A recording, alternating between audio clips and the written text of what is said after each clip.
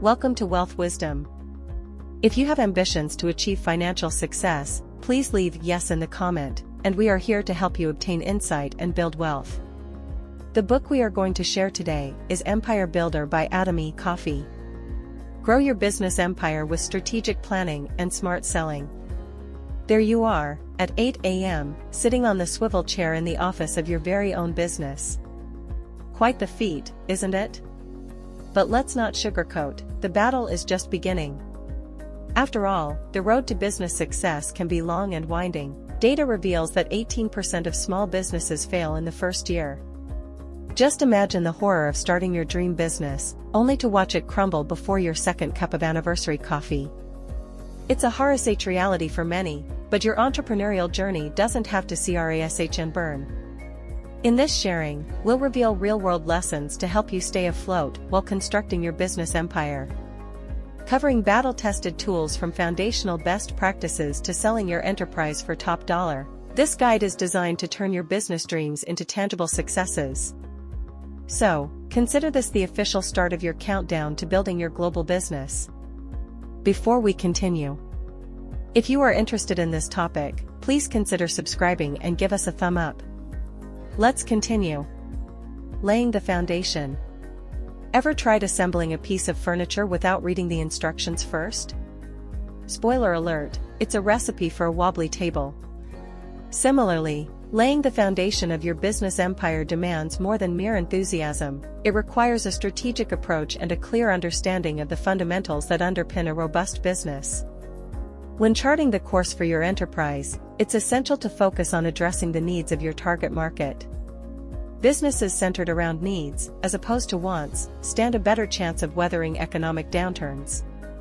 There are three main business types to consider: service, real estate, and products, each with its own playbook. In the service industry, it's all about diving into a market that's bursting with competitors. With real estate, start with something like apartments in an area you know inside out. If products are your thing, focus on raking in high margins that can keep your overheads covered and the profits flowing.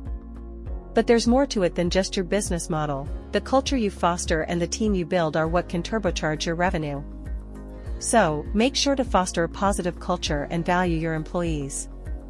Aim to be that employer everyone's dying to work for, offering top-notch wages, benefits, retirement plans, and chances to climb the ladder.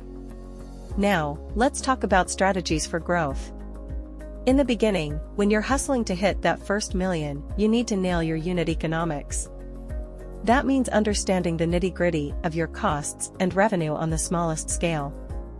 For instance, in a landscaping business, this would mean calculating the costs and revenue generated by a single crew, including their equipment.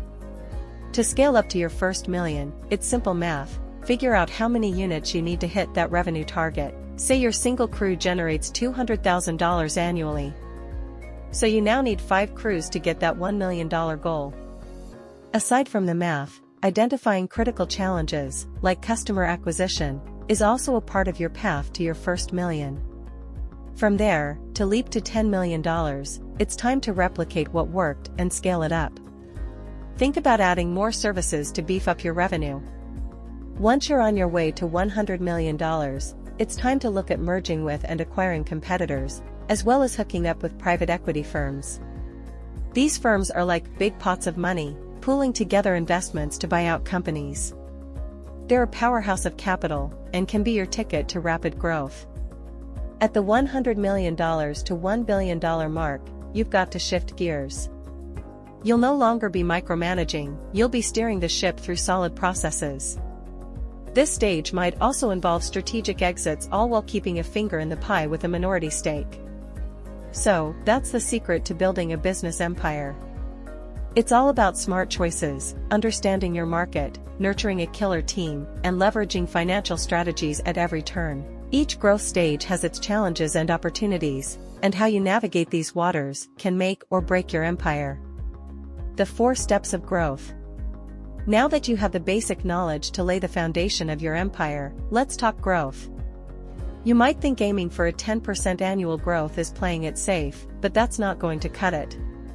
Under the rule of 72, At a 10% rate, you're looking at a sluggish 7.2 years to double your company's size, and another 7.2 years to quadruple. That's a snail's pace in the business world. So, consider setting your sights on something more ambitious, an annual growth rate of 30%. At this rate, the time it takes to double and quadruple your business drops significantly. You're now in the fast lane, where real expansion and market impact happen.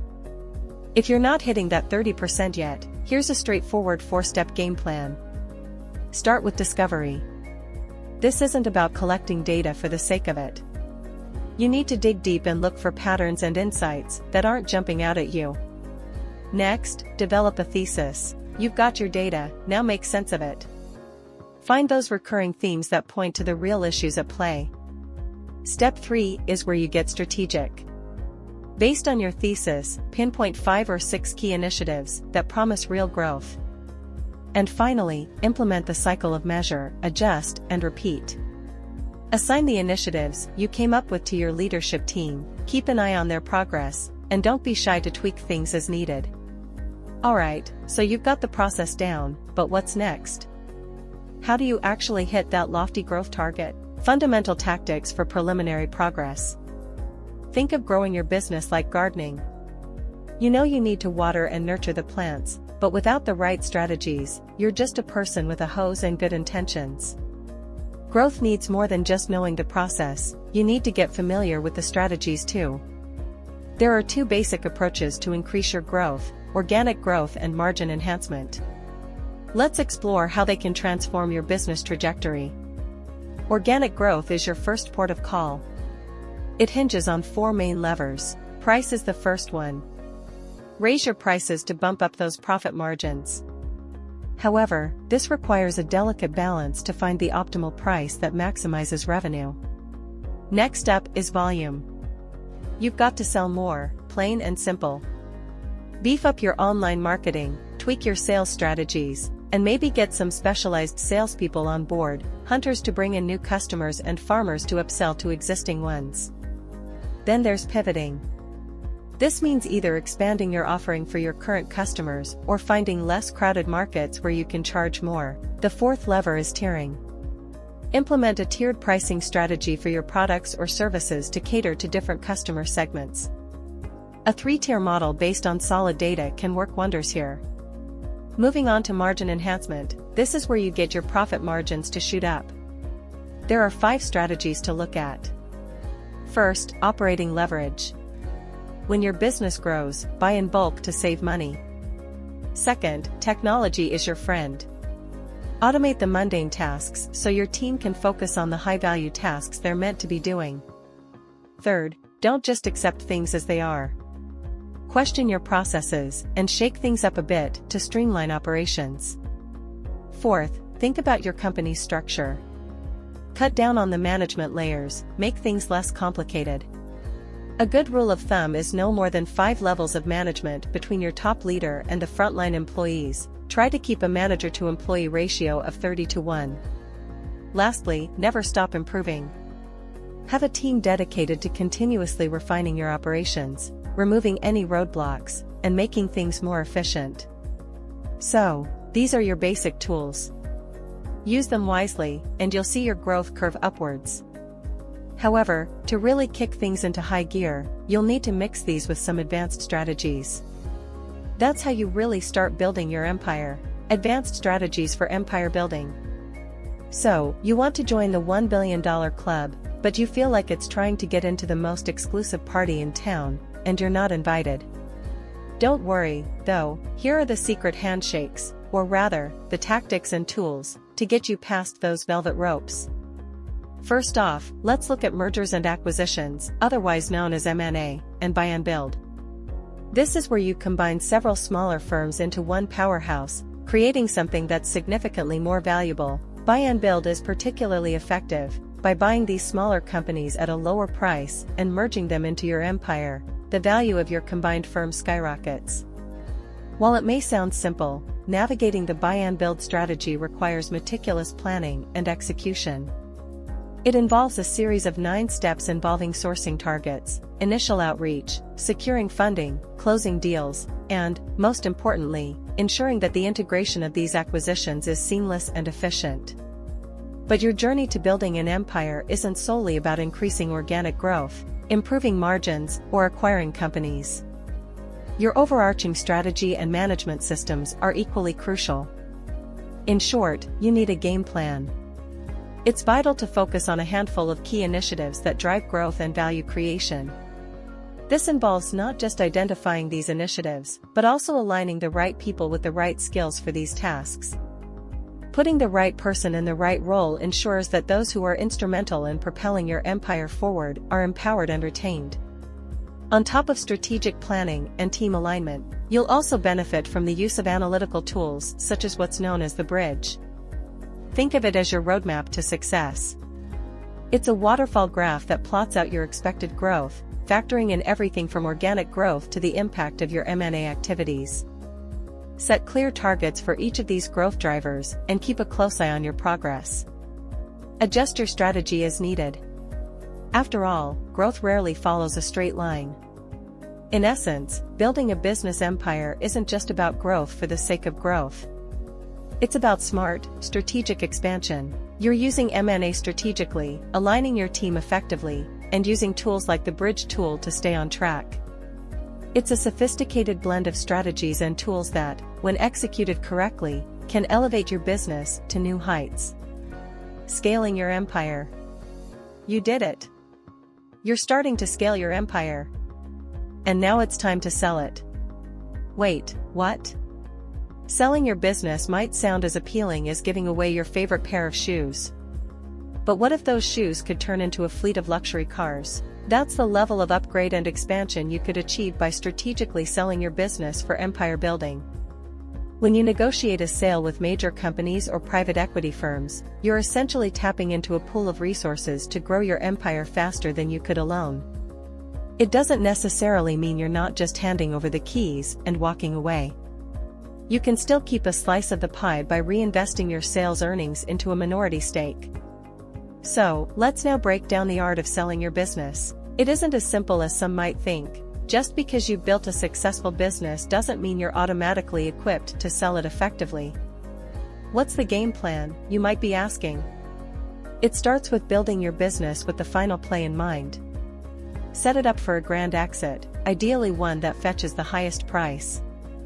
You should be working on this strategy at least 3 years out. Branding is a big part of this. A solid brand that appeals to your customer base can nudge your potential buyers to dig deeper into their wallets. You might also consider a rebrand if your business name is confusing, your reputation has been hit, or growth has stalled. Your accounting needs to be in tip-top shape, too. Expect buyers to ask for 3 years of financial records. To make sure nothing falls through the cracks, bring in an accountant to align your accounting practices and maximize earnings. So, you have your branding right and your house in order, and you can now decide when to sell. There are 2 key times for this. First is after hitting the major milestones in your revenue. Second is if the sum of your age and the percentage of the net worth of your business exceeds 130. This tells you it might be smart to sell, as it reduces the personal risk you're carrying. Deciding who to sell to is just as crucial a step. On the one hand, there are strategic buyers who'll merge your business with theirs. On the other, there are financial buyers like private equity firms who inject capital and often let you keep some control. Decide what kind of buyer you want to engage with from the get-go. When it comes to the actual selling stage, there are a few other things to keep in mind. First, you need to be a master storyteller. Paint a picture of your business's growth potential, its culture, and how it stands up during hard times. That's what makes your business attractive. You'll also need experts to navigate the complex, high-stakes process of selling. A tax advisor can give you the lowdown on how to keep more of that windfall in your pocket. For the actual sales process, you'll need an investment banker or a broker. These pros handle everything from showing off your company to potential buyers to snagging those offers or letters of intent. They'll coach you through buyer meetings, maintain competitive tension between bidders, and negotiate the best possible pricing and terms for you. And let's not forget about legal counsel. Having a lawyer is crucial, especially one specializing in mergers and acquisitions. They'll make sure the contract is tight and risks or liabilities after the sale are minimized. Remember, selling your business isn't a quick affair. We're talking about a process that usually spans 4 to 6 months. So, buckle up and get ready. With the right preparation and a team of experts at your side, you're set to make a successful exit on your terms. That's the end of today's sharing. If you like our content, please give us a thumb up and share it with your friends. See you next time.